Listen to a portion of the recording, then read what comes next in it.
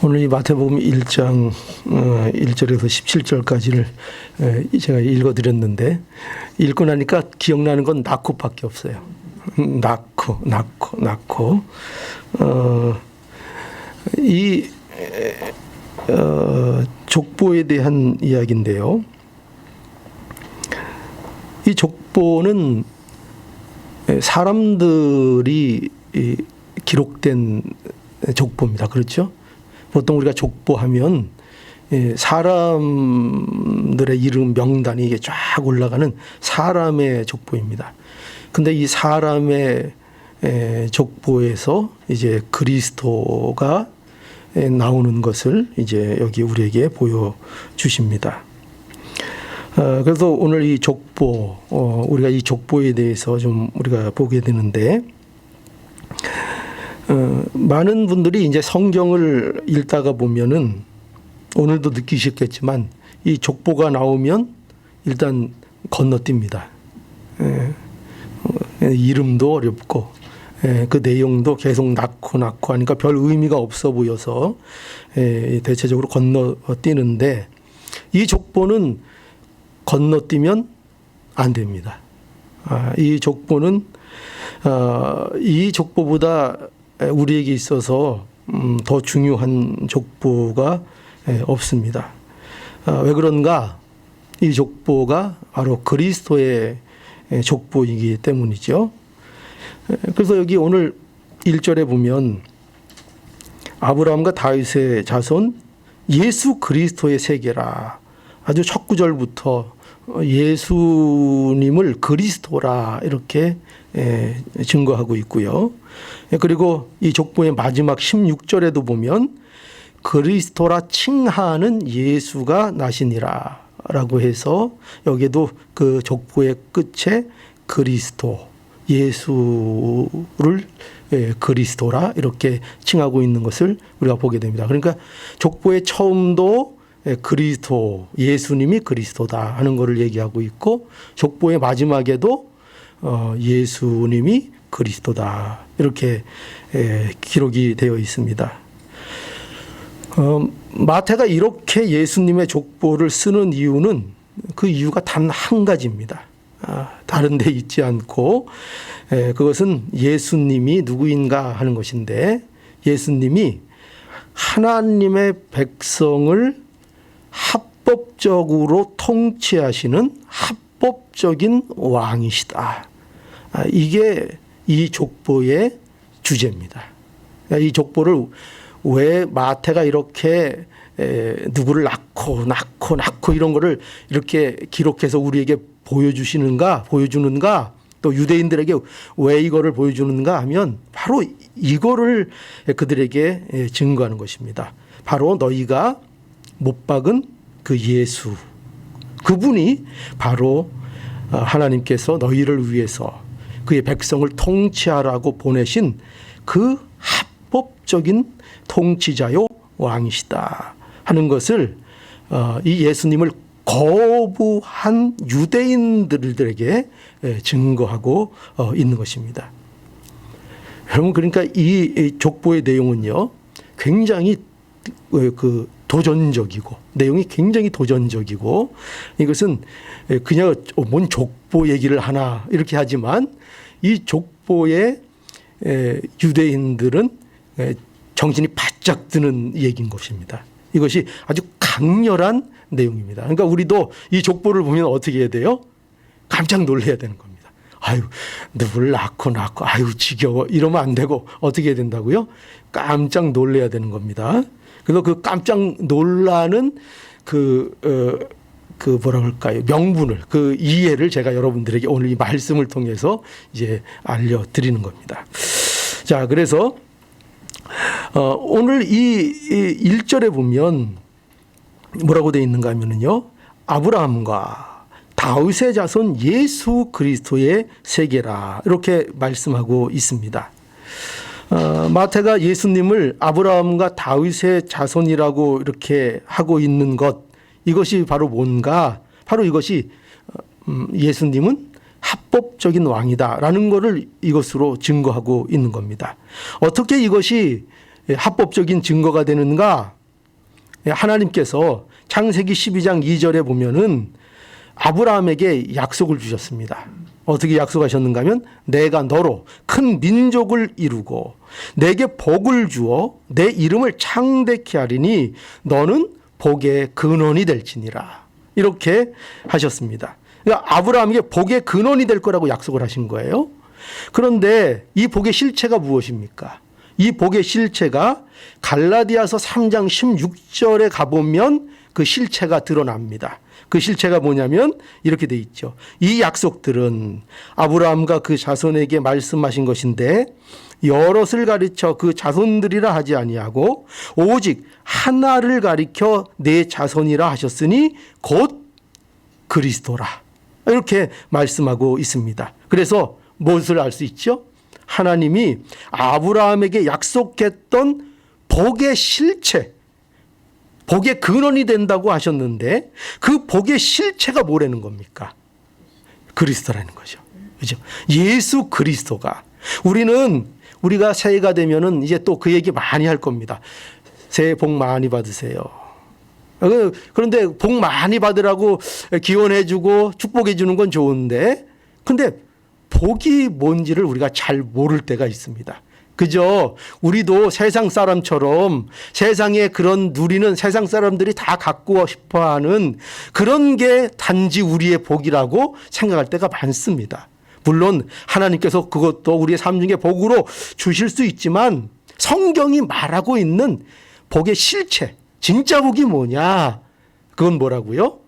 예수 그리스도 그분이 바로 복의 실체인 것입니다.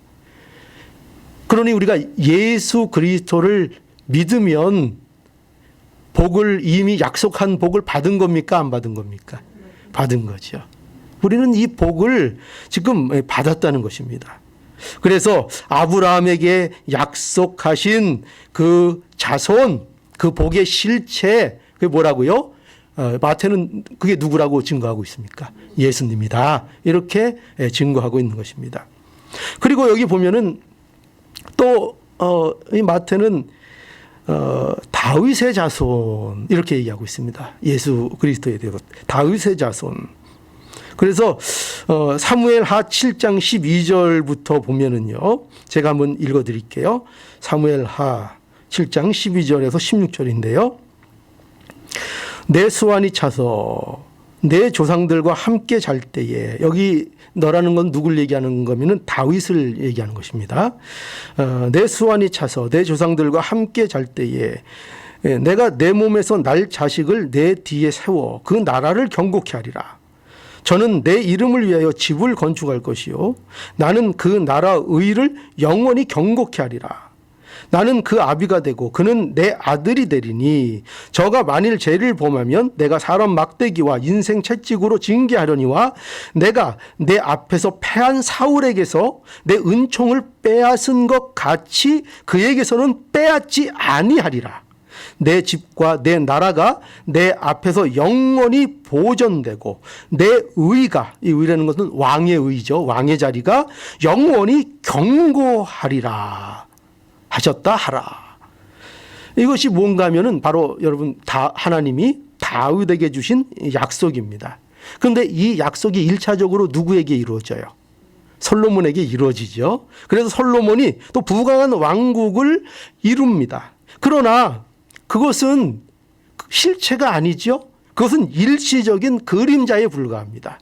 정말 여기에서 말하고 있는 약속한 왕은 어떤 왕입니까? 그런 일시적인 왕이 아니라 그 솔로몬을 통해서, 그 다윗을 통해서 하나님께서는 영원한 통치자를 약속하고 계신 거죠. 그죠? 영원한 통치자. 그래서 이 약속은, 이 다윗에게 하신 약속은 하나님의 영원한 나라와 그 영원한 통치자 그리스도에 대한 약속인 것입니다. 그렇죠? 그래서 마태는 이와 같이 마태는 다윗에게 약속하신 영원한 나라의 통치자, 그가 누구인가? 바로 그 후손이 예수 그리스도다. 이제 이렇게 증거하고 있는 것입니다.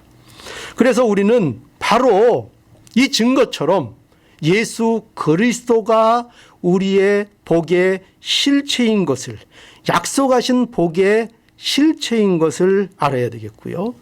또 예수 그리스도가 다윗의 후손으로 약속하신 바로 합법적인 통치자, 우리의 왕이시라는 것, 이것을 우리는 이 족보를 통해서 증거받게 되는 것입니다. 여러분, 그런데 여기 보면은 또 하나의 아주 강력한 증거가 나타납니다. 그게 어디에 또 나타나는가 하면은요, 16절입니다. 16절. 한번 16절을 볼까요?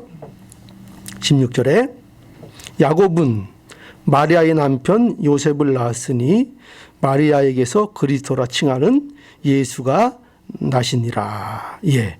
여기에 보면은 마태는요, 유대인의 족보와 전혀 다른 방식으로 예수님의 나심을 기록하고 있습니다.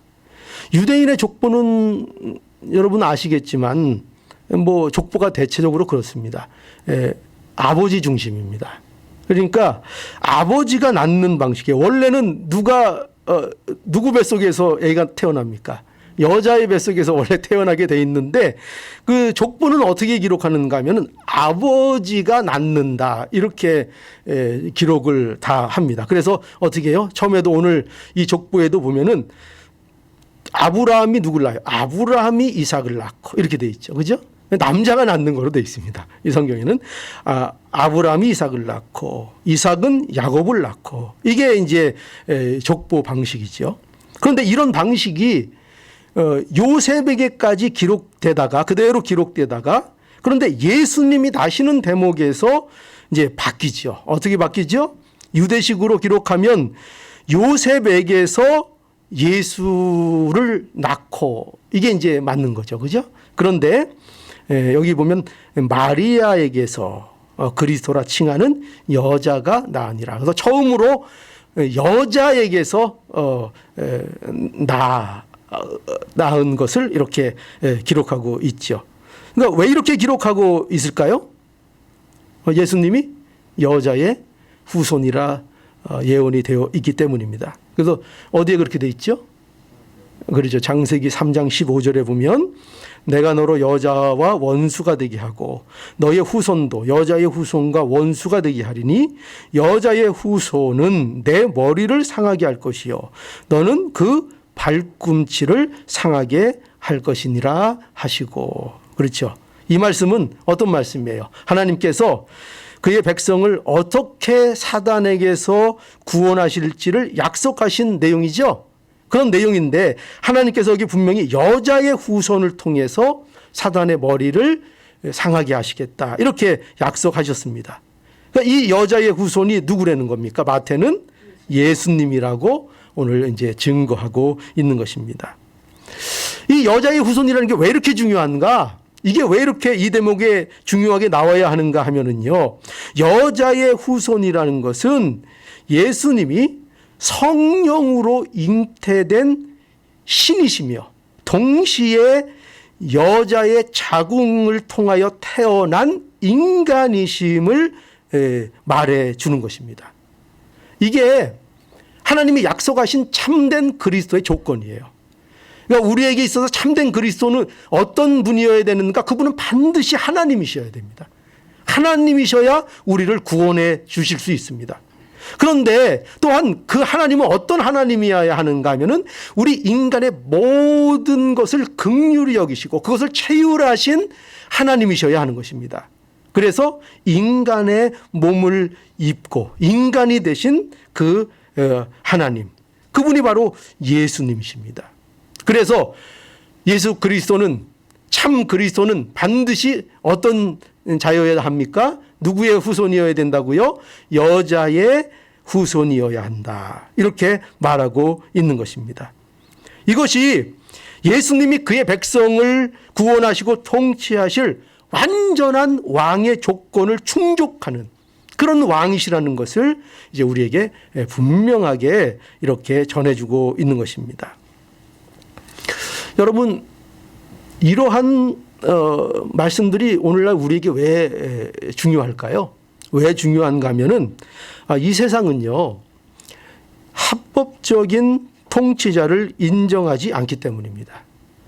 이 우리의 합법적인 통치자를 세상은 거부합니다. 유대인들이 거부했죠. 그런데 유대인들만 거부한 것이 아니라 사실 그 유대인들의 모습은 모든 예수 그리스도를 거부하는 세상의 원리를 다 담고 있습니다. 그러니까 모든 세상은 예수님을 거부했습니다. 우리에게 주신 참된 통치자, 참된 왕을 거부했던 것입니다. 이 세상은 유대인이 그랬던 것처럼 어떤 메시아를 찾을까요? 자기의 욕망을 채워줄 메시아를 찾는 것입니다. 그런데 이 예수 그리스도는 자신들이 기대하는 메시아와는 너무나도 다른 메시아인 것입니다. 그러니까 어떻게 해요? 전부 다 다른 메시아를 찾지요. 다른 메시아가 어디 있는가? 다른 메시아가 어디 있는가? 여러분 그 마태복음 11장 3절에 가보면은요 이런 그 말씀이 있습니다. 예수께 여짜오되 오실 그이가 당신은 오니까 우리가 다른 일을 기다리오리까. 이 말씀이 누구의 말인지 여러분 혹시 아십니까? 요한입니다. 세례 요한이 옥에 갇혔을 때에 제자들을 예수님께 보내서 드린 질문입니다. 세례 요한이 왜 이런 질문을 했을까요? 여기에는 여러 가지 이유를 말할 수 있지만 특별히 이런 것입니다. 만일 예수님이 유대인들이 기대하는 식의 왕이었다면 세례 요한은요 사실상 지금 옥에 갇혀 있어서는 안 됩니다. 그러니까 세례 요한은 주님의, 여러분 보세요. 세례 요한이 어떤 사람인가?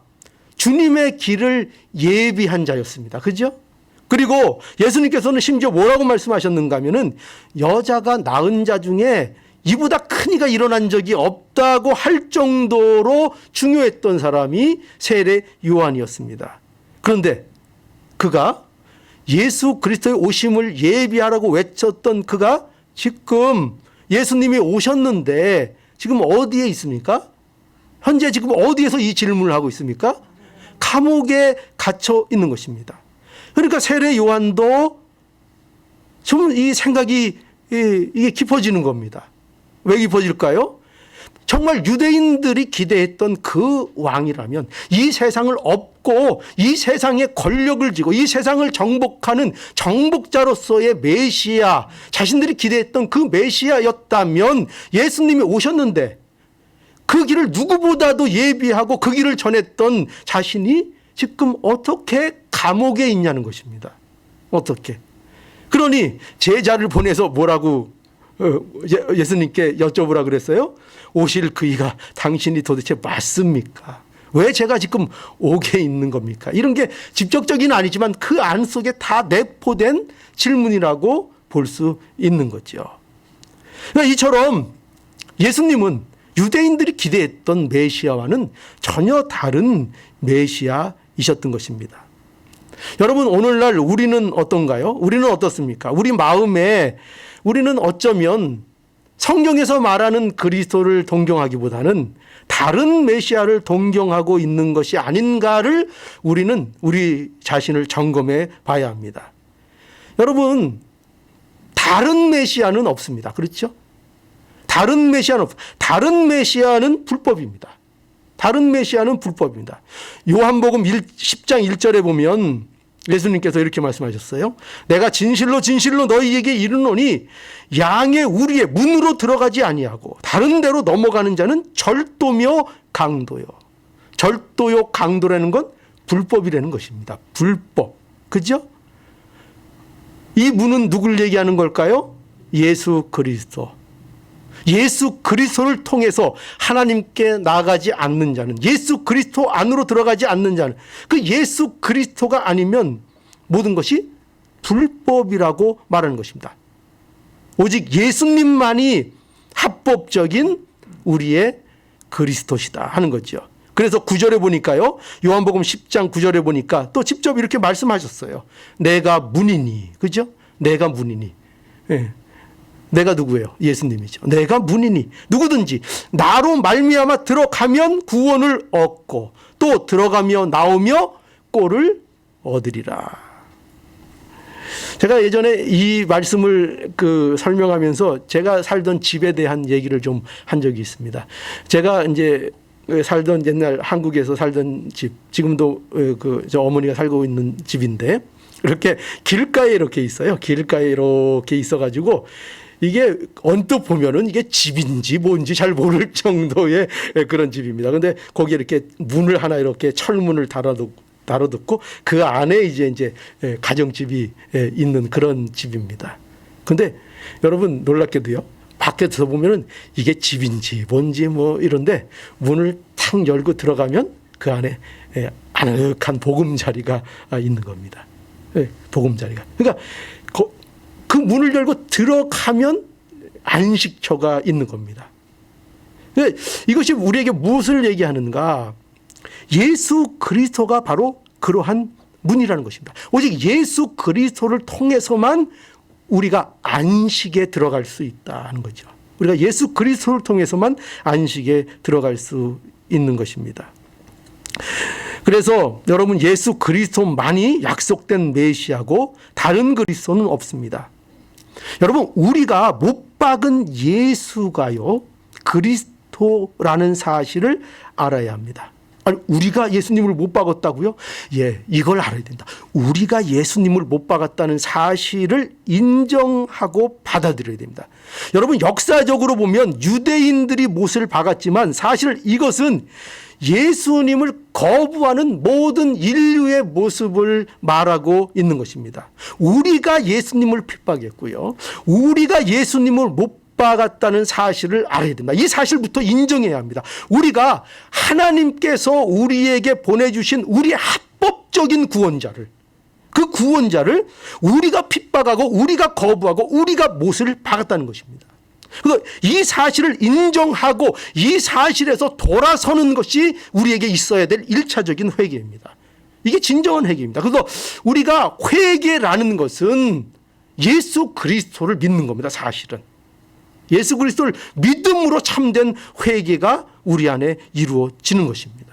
예수 그리스도를 믿는 것이요. 그래서 우리는 돌이켜야 합니다. 예수님을 거부했고 예수님을 핍박했고 예수님을 인정하지 않았던 그것을 우리가 인정하고 거기서 돌아서서 예수님을 받아들이고 예수님을 우리가 우리의 구주로 믿어야 하는 것입니다. 그래서 예수님이 오셨다는 겁니다. 이처럼 족보를 통해서 예수님이 오셨다. 그러니 더 이상 다른 예수를 찾을 필요가 있다고요, 없다고요? 없습니다. 또 다른 예수를 기다릴 필요가 있다고요, 없다고요? 없습니다. 근데 유대인들은요, 아직도 누굴 기다립니까? 네, 다른 그리스도를 아직도 기다리고 있습니다. 그들이 아직도 기다리고 있습니다. 예수님을 인정하지 못하고 있죠. 그래서 우리는 이 십자가를 지신 예수 말이죠. 우리를 위해서 그리고 부활하신 이 예수님만이 우리의 합법적인 통치자라요. 합법적인 왕이라는 것을 우리는 알아야 합니다. 자, 그래서 이제 이 합법적인 통치자가요, 우리를 새로운 길로 가게 해주시는 것입니다. 이 합법적인 통치자예요. 그래서 오늘 이 족보를 보면은요, 또 아주 이상한 점을 우리가 발견하게 되는데요. 그것이 뭔가 하면은 여기 이 족보에 여자들이 끼어 있다는 것입니다. 여자들이. 3절을 보면 누가 나옵니까? 다말이 나오고요. 또 5절에 보면은요, 라합이 나오고요. 또 룻이 나오고, 또 6절에 보면 여기 우리아의 아내가 나옵니다. 우리아의 아내는 밧세바죠. 아내가 나온다, 이렇게 기록이 되어 있습니다. 그러니까 아까도 말씀드렸지만 이 유대인들의 족보는 남자 중심인데, 그래서 여자를 기록하지 않는데, 그런데 그 일반 족보도 아니고 그리스도의 족보라고 하면서 여기 여자들을 그 중심에 기록하고 있습니다. 그러니까 유대인들의 관점에서 보면 이것은 굉장히 충격적인 것입니다. 굉장히 충격적인 것입니다. 그러니까 여자라는 것만으로도 충격적인데, 이 여자들의 그 면면을 보면 더 기가 막히는 노릇입니다. 이 다말은 누구인가 하면은요, 자기 시아버지와 시아버지를 속여서 아이를 가진 여자가 이 다말입니다. 다말이고 또 라합은 이방 여자인데다가 몸을 파는 여자였습니다. 몸을 파는 여자이고 또 룻은 우리 잘 아는 대로 대표적인 이방 여자였고요. 또 바세바는 다윗과 간음한 여자입니다. 예, 그렇죠. 예, 예, 맞대요. 우리 예, 집사님. 마태가 만일 인간적인 생각으로 이 족보를 기록했다고 한다면 우리 같으면 이 그리스도의 족보를 더 돋보이게 하기 위해서 이 여자들을 빼야 맞습니까? 안 빼야 맞습니까? 빼야지 맞습니다. 그런데 유대인의 족보 방식을 무시하면서까지 굳이 이런 여자들을 여기에 기록하고 있는 것입니다. 왜 그런가요? 여기에는 이유가 있죠. 그것은 그리스도에 대해서 증거하려는 것입니다. 그 이유밖에 없습니다. 그리스도가 어떤 성격의 그리스도이신지를 보여주는 것입니다. 예수님은요, 무엇을 위해 오셨는가? 이 세상에 예수님은 다른 것이 아니라 죄인을 구원하러 오신 그리스도라 하는 것입니다. 죄인을 구원하러 오셨다. 의인을 구원하러 오신 것이 아니라 죄인을 구원하러 오셨다. 그래서 누구든지 내가 의인이라, 하나님 앞에 내가 의인이라고 내세우는 자들을 하나님께서 구원하시는 것이 아니라 내가 죄인입니다. 하나님 앞에 죄인입니다를 아는 자들, 자기가 아픈 줄 아는 자들, 의사에게는 병자에게는 의사가 필요하듯이, 그렇죠? 내가 아픈 줄 아는 자들에게 하나님께서 은혜를 베풀어 주시는 것입니다. 그래서 여러분, 이게 얼마나 중요하냐면요, 이게 우리가 직접적으로 이 사실이 연관된 일이기 때문입니다. 우리가 예수님의 족보에 들어갈 수 있는 이유가 바로 여기에 있습니다. 바로 우리가 다말이고, 우리가 라합이고, 우리가 룻이고, 우리가 밧세바라는 것입니다. 이 사실을 여러분, 우리가 인정하지 못하고 이 사실을 모르면 우리는요, 아직 기독교 신앙이 뭔지를 제대로 이해하고 있지 못하는 것입니다. 예수님께서는 뭐라고 하셨어요? 그 마음에 형제를 미워하는 것, 형제를 욕하고 미워하는 것도 뭐라고 하셨습니까? 그게 살인이라고 규정하셨습니다. 그것이 살인하고 비슷한 거야, 이렇게도 말씀 안 하셨습니다. 형제에게 노하고 형제에게 미워하는 것, 형제를 미워하는 것, 그것이 살인이다. 그것이 곧 살인이다. 여인을 보고 음욕을 품는 것이 간음과 비스꾸림하다, 이렇게 말씀 안 하셨습니다. 그것이 간음이다, 이렇게 말씀하셨습니다. 여러분, 그러니까 우리는 사실상 다 하나님 보시기에 우리는 누구입니까? 우리는 죄인입니다. 우리는 하나님 보시기에 이런 의미에서 다 간음한 자요, 우리는 다 살인자입니다. 우리는 어쩌면 어떤 분은 연쇄 살인마일지도 모릅니다. 그죠? 한번 세 보십시오. 오늘 집에 가셔서 한번 손에 꼽아 보십시오. 내가 죽인 사람 몇 명인가? 한번 세 보십시오. 그러니까 사실상 그렇습니다.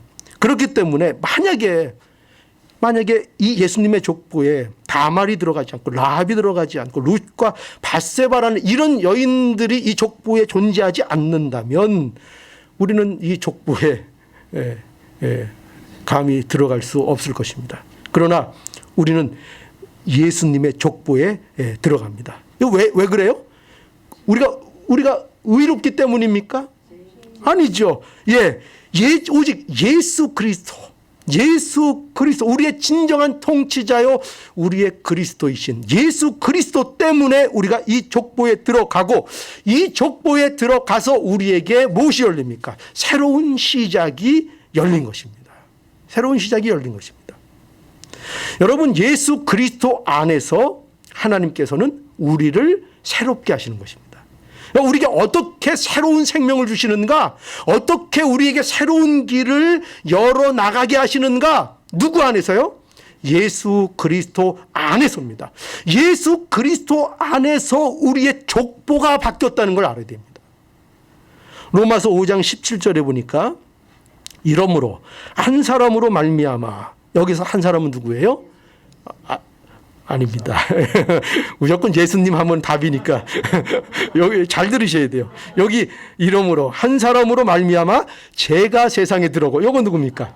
아담이고, 죄로 말미암아 사망이 왔나니. 그런데 예수 그리스도로 인하여 우리의 족보가 바뀌어서 로마서 5장 19절에 보면, 여기 보면 한 사람의 순종치 아니함으로 많은 사람이 죄인 된 것 같이 한 사람의 순종함으로, 이렇게 있습니다. 여기 한 사람은 누굽니까? 예수님이죠. 그 예수님으로 인하여 사람들이 의인이 되리라 말씀하고 있습니다. 그러니까 우리는요, 모두 아담의 족보에서, 아담의 족보는 무슨 족보입니까? 죽음의 족보입니다. 죽음의 족보. 낳고 죽고 낳고 죽고 낳고 죽고, 그 결말이 다 죽는 것입니다. 낳고 죽고. 그런데 이 죽음의 족보에서 우리는 그리스도의 족보로 이제 들어가게 된 것이죠. 그래서 여러분, 누구든지 예수 그리스도 안에서 새로운 시작이 열리는 것입니다. 고린도후서 5장 17절, 그런즉 누구든지 그리스도 안에 있으면 새로운 피조물이라. 이전 것은 지나갔으니 보라 새 것이 되었도다. 우리는 예수 그리스도 안에서 모두 새로운 피조물인 것입니다. 그러니까 그리스도의 족보가 바로 이것을 증거해 주고 있는 것입니다. 여러분, 그래서 우리가요, 분명히 이 사실을 항상 기억하고 살 수 있기 바랍니다. 우리는 이제 완전히 족보가 다른 사람들이 된 겁니다. 족보가 그리스도의 족보에 들어갔다는 사실을 잊지 않기를 바랍니다. 이제 우리는 그리스도 집안 사람입니다. 그리스도 족보에 있는 사람들입니다. 우리의 예전 족보는 끝났습니다. 우리의 예전 족보는 끝났습니다. 우리가 뭐 어떤 집안 사람이냐, 어떤 민족이냐, 어디 출신이냐, 인종이 뭐냐, 이것은 우리에게서 이미 다 끝난 일입니다. 끝났습니다. 우리는 그저 예수 그리스도 족보에 있습니다. 그리스도 집안. 당신 어디 집안 사람이야? 그럼 여러분들은 뭐라고 해야 됩니까? 그리스도 집안입니다. 뭐 경주 김씨입니다. 이런 거. 제가 경주 김씨입니다. 예전에는 뭣도 모르고 자랑하고 다녔습니다. 우리 더 이상 여러분, 예수를 믿으면서 이런 거 교회에 있으면 안 됩니다. 어느 지방이 어떻고, 저 지방이 어떻고, 저 사람들은 어떻고, 이런 거 이제 완전히 그게 습관이 금방 없어지지 않겠죠. 그러나 그거 합당치 않습니다. 왜죠? 우리는 그리스도 족보입니다. 위에 것 다 끝났습니다. 어디 출신이요, 고향이 어디요, 한국인이요, 미군이, 흑인이요, 확인이요, 이런 거는 다 끝났습니다. 우리에게. 우리는 오직 그리스도 집안 사람들입니다. 이 사실을 우리는 분명히 알아서 우리 교회 안에는 뭐가 없어야 돼요?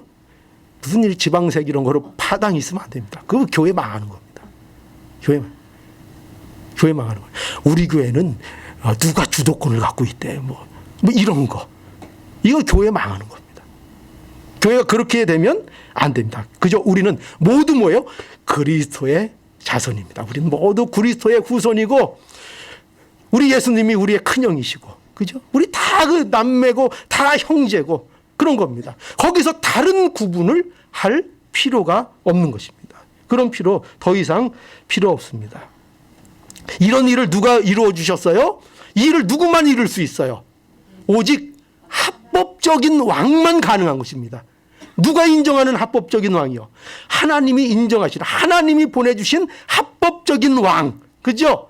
구약에 예언된 바로 그 아브라함의 자손이요, 다윗의 자손으로 보내주신 바로 그 왕, 합법적인 왕, 여자의 후손으로 오신 그 합법적인 그 왕, 그 왕만이 우리를 새로운 길로 인도하시고, 새로운 자로 열어주시고, 새로운 사람으로 만들어 주십니다. 오직 그 왕만이. 이것이 예수님의 족보를 통해서 우리에게 마태가 말해주고 있는 중요한 내용입니다.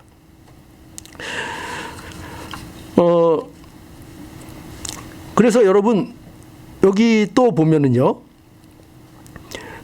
이 족보가 가지는 또 하나의 독특함, 또 하나의 중요한 게 있는데요. 뭐가 또 독특한가 하면은 세상에서는 보통 이 족보를 언제 내세웁니까? 족보를 내세울 때는 자랑할 게 있을 때 족보를 우리가 내세웁니다. 그런데 마태는요, 전혀 그 반대로 이 족보를 의도하고 있다는 것을 우리가 보게 됩니다. 이게 무슨 말인가 하면 마태는 이 그리스도의 족보가 그리스도가 나시기에 얼마나 적합한가를 얘기하고 있지 않고 그리스도가 나시기에 얼마나 적합하지 않은가, 이 족보가 얼마나 그리스도가 나오기에 불가능한 족보인가를 부각시키고 있다는 것입니다. 그러니까 이 마태는 이 그리스도의 족보를요, 세 부분으로 오늘 나누고 있는데, 여기 보면 1절에서 6절은 아브라함에게서부터 다윗까지 14대를 기록하고 있고, 또 7절에서 11절에서는 다윗에서부터 바벨론 포로까지 14대를 기록하고 있고, 또 12절에서 16절에서는 바벨론 포로 생활부터 그리스도까지 나시기까지 14대를 기록하고 있습니다. 그러니까 이 족보의 내용은 이게 뭔가 하면은 이스라엘의 역사입니다. 그렇죠? 이스라엘의 역사가 함축되어 있는 것입니다. 그러니까 아브라함에서 시작하여 다윗을 걸쳐 예수 그리스도가 나시기 전까지를 보여주고 있는데, 뭐를 보여주고 있는가? 이스라엘이 하나님의 이러한 간섭과 이러한 인도에도 불구하고 이스라엘이 얼마나 타락했는가? 그 결말이 뭔가? 결말이 뭐예요? 바벨론의 포로 잡혀간 것입니다. 왜요?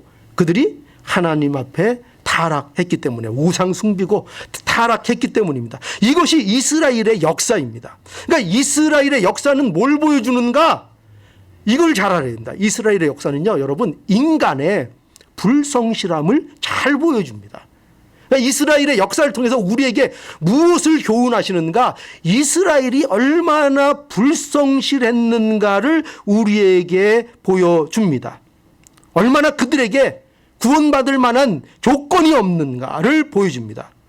하나님이 이스라엘을 어떻게 구원하시고 보호하시고 인도하셨는지 하나님의 역사는 끝이 없었습니다. 끝이 없이, 그렇죠? 얼마나 필요할 때마다 이스라엘 백성들을 구원하시고 보호하셨습니까? 그런데 이스라엘은 또 어떻게 해요?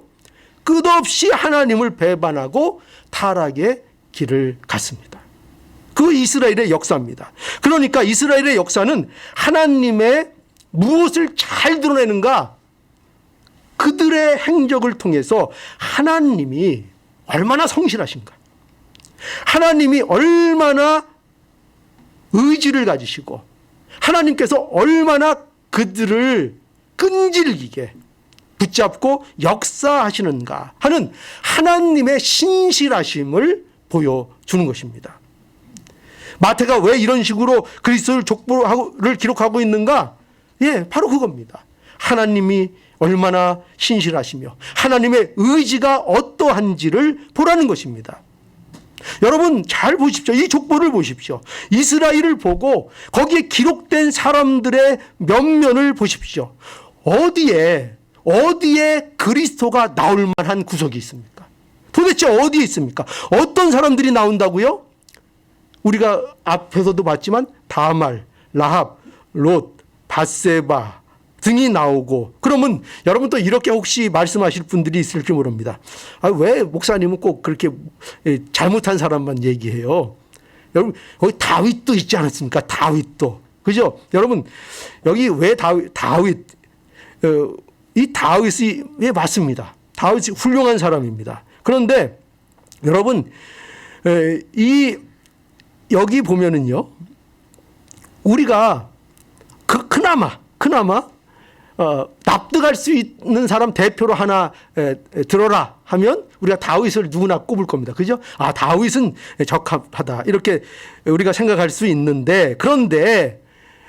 그렇게 생각할까봐 오늘 이 족보에 보면은 아주 묘하게 이 밧세바만을 어떻게 기록하고 있는가 하면 우리아의 아내 이렇게 또 기록하고 있습니다. 요것도 그냥 안 넘어가도록. 그죠?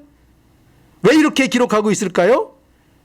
다윗의 죄를 생각나게 하는 것입니다. 우리가 가장 괜찮다고 내세울 수 있는 다윗이 어떤 자인지를 생각나게 합니다. 우리아의 아내. 그죠? 우리아가 누구였습니까? 장군이죠. 다윗의 아주 충직한 부하였습니다. 그런데 밧세바가 누구였어요? 그의 아내였습니다. 그의 아내와 간음하고 그리고 어떻게 했어요? 그거 감추려고 우리아를 적진에 그냥 사지로 몰아서 아주 뭐라 그럴까요? 이게 빠져나올 수 없도록 만들어 놓고 거기서 죽게 만들었습니다. 다윗이 이렇게 이스라엘이 칭송하고 다윗 왕 하는 그 다윗 왕이 이 죄를 졌습니다. 간음했지요, 살인했지요.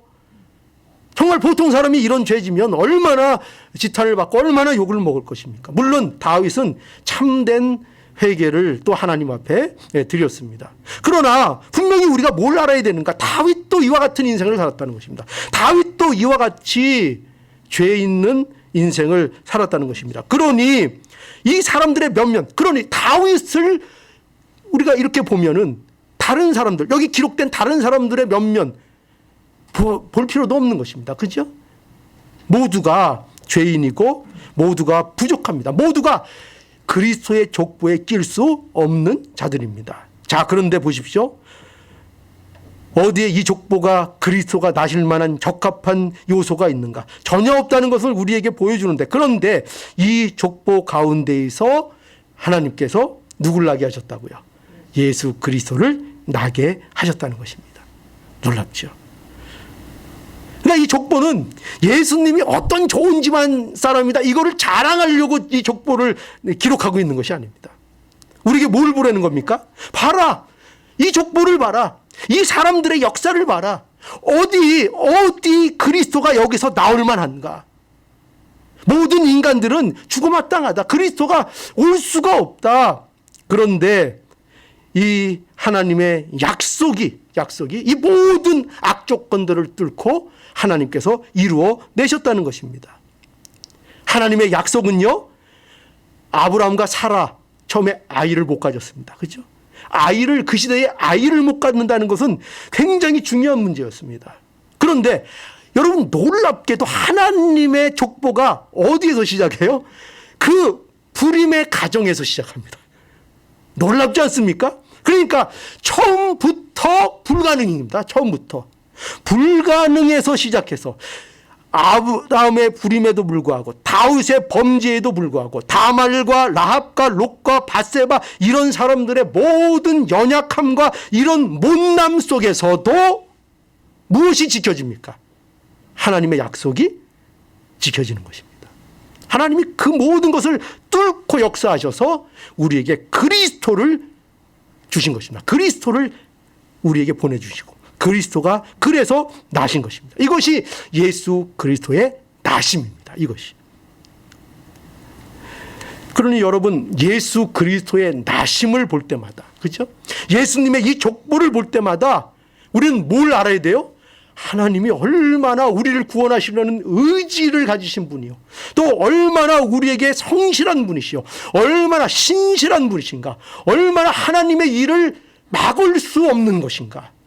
이것을 우리는 이 예수님의 나심을 통해서 확인하게 되는 것이고, 예수님의 이 족보를 통해서 우리가 확인하게 되는 것입니다. 이걸 확인하는 것이죠. 자, 이제 정리하겠습니다. 예수님은 누굽니까? 우리의 그리스도이십니다. 그냥 그리스도가 아니라 예수님은 우리의 합법적인 왕이십니다. 이게 중요합니다. 아무 왕이나 되는 게 아닙니다. 우리의 합법적인 왕, 우리의 합법적인 통치자, 우리를 새롭게 하실 수 있는 왕은 오직 이 왕 예수 그리스도밖에 없습니다. 우리는 이 예수 그리스도 안에서 날마다 새롭게 됩니다. 세상이 흐르면 우리 육신은 부패하고 우리는 어떻게 보면 세 가지만 예수 그리스도 안에서 우리 얻은 우리 새 사람, 새 생명은 날마다 새로워져 갑니다. 예수 그리스도 안에서 새 길이 열렸고 예수 그리스도 안에서 새 사람으로 날마다 나아가 갑니다. 그죠? 우리는 날마다 새롭습니다. 그죠? 네. 내년 되면 또 더 새로워질 것입니다. 그죠? 내후년 되면 우리는 더 새로워질 것입니다. 그렇게 날마다 새로워질 끝에 우리는 하나님 앞에 또 갈 것입니다. 그래서 정말 새로운 것이 뭔지 거기서 또 정말 대면하며 우리는 아주 복되게 새로운 삶을, 새로운 천국을 우리는 살게 될 것입니다. 이것이 예수 그리스도, 우리의 합법적인 왕을 통해서만 우리에게 옵니다. 그러니 오늘 이 사실을 인정하시고 우리가 받아들여서 예수 그리스도의 합법적인 통치를 받기를 바랍니다. 이 통치가 우리 교회에, 우리 심령에 충만히 넘쳐서 예수 그리스도로 인하여 우리 하나님의 신실하심을 오늘도 맛보고 그리고 하나님을 더욱더 사랑하고 감사하는 우리의 복된 인생들이 되시기를 오늘도 간절히 바랍니다.